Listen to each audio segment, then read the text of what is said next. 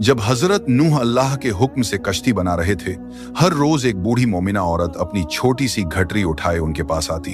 वो कहती, ए अल्लाह के नबी, कश्ती कब रवाना होगी? हजरत नूह मुस्कुराकर फरमाते, अभी देर है, वक्त आने दो।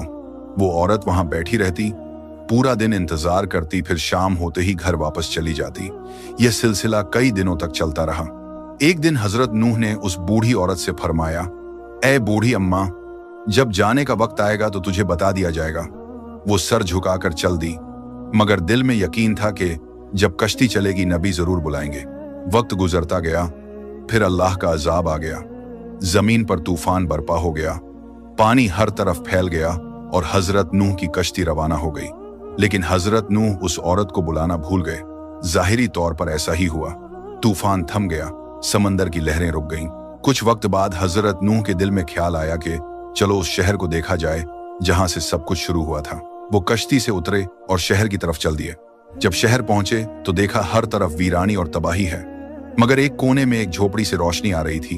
एक दिया जल रहा था। हजरत नूह हैरान हुए, इतना बड़ा तूफान आया, सब कुछ डूब गया, लेकिन यह दिया कैसे जल रहा है? उन्होंने जोर से अल्लाहू अकबर कहा। झोपड़ी का पर्दा उठा। वही बूढ़ी औरत घटरी उठाए बाहर आई और मासूमियत से बोली, या नबी अल्लाह, क्या कश्ती अब तैयार है? चलें? हजरत नूह की आंखें हैरत से फैल गईं। उन्होंने पूछा, ऐ बूढ़ी अम्मा, तुझे कुछ भी पता नहीं चला? औरत ने सादा दिली से जवाब दिया, क्या नहीं पता चला या नबी अल्लाह?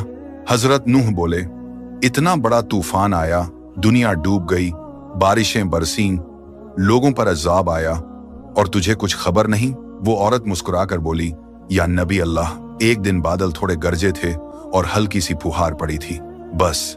हजरत नूह ने आसमान की तरफ देखकर फरमाया, ए मेरे रब, यह क्या मौजिज़ा है?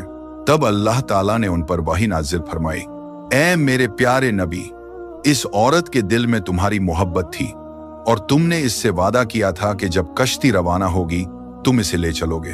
तुम अपना वादा भूल गए, लेकिन मैं रब्बुल आलमीन तुम्हारे वादे का भी जिम्मेदार हूं।